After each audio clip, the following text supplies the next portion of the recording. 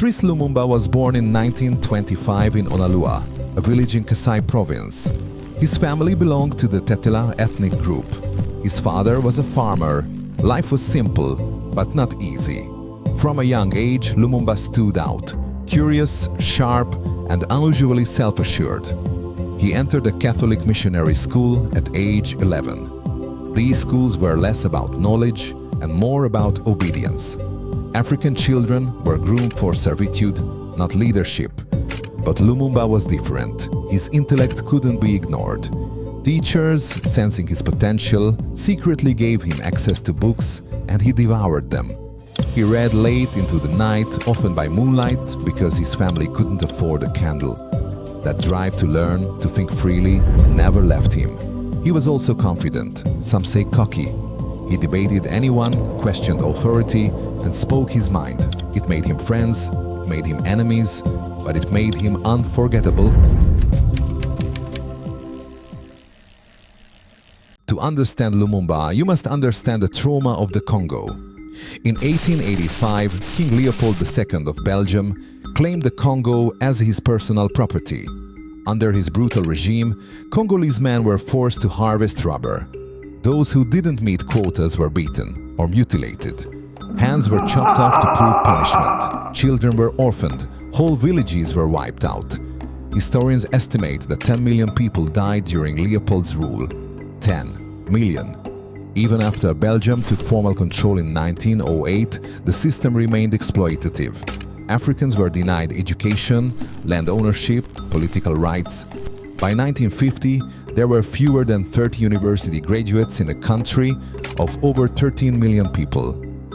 This was the world Lumumba grew up in, where dignity was denied and rebellion was dangerous. But Lumumba wasn't interested in surviving quietly. He wanted transformation.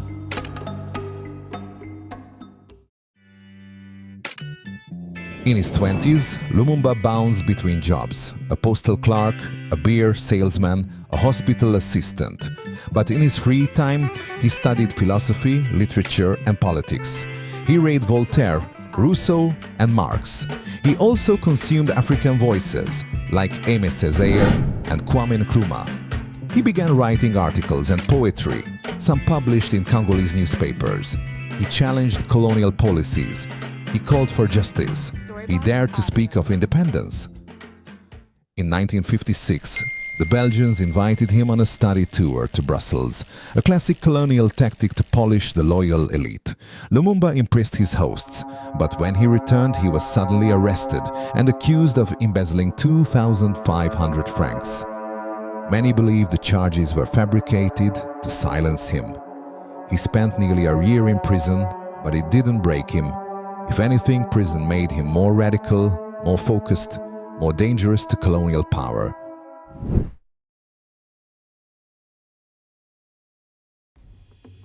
In 1958, Lumumba and other young activists launched the Mouvement National Congolais, MNC, the first major party in Congo that rejected tribal divisions and demanded independence. Its message was bold: we are one people, one nation, one future. Later that year, Lumumba traveled to Accra, Ghana for the All-African People's Conference, a milestone for African unity hosted by Ghana's Kwame Nkrumah. Lumumba met other revolutionaries. He saw that change was possible. He returned home with a fire in his chest. The MNC's ranks swelled. So did Belgian anxiety. Colonial authorities tried to control the growing unrest, but they were too late. The people were awake. January 4, 1959, a political rally in Leopoldville turns violent. Police open fire, protesters riot. The uprising leaves over 49 people dead. Some say the number is much higher. Belgium's illusion of control shatters. In the months that follow, unrest spreads. Lumumba is arrested, again, but protests only grow louder. Under pressure, Belgium calls a hastily organized roundtable conference in Brussels. The MNC refuses to attend without Lumumba. He is released. He flies to Belgium as a national hero and negotiates a date for Congo's independence. Elections are held. The MNC wins a plurality.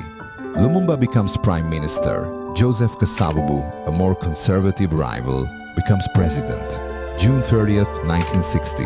Congo becomes independent. But freedom comes fast, and so does chaos.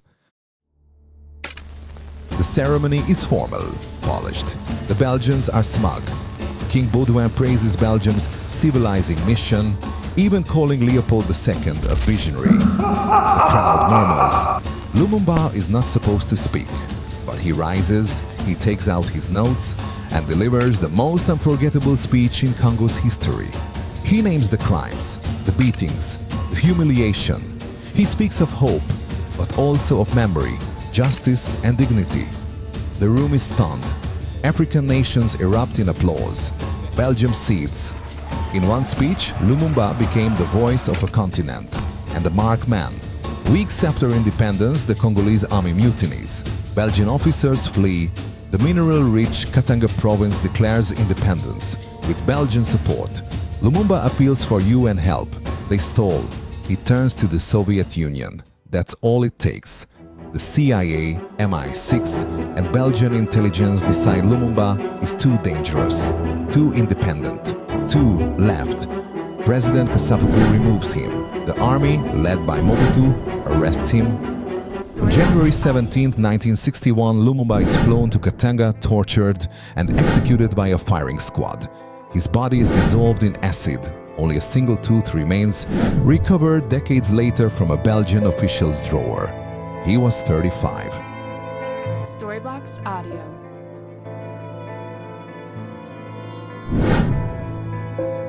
Lumumba died young, but his ideas didn't.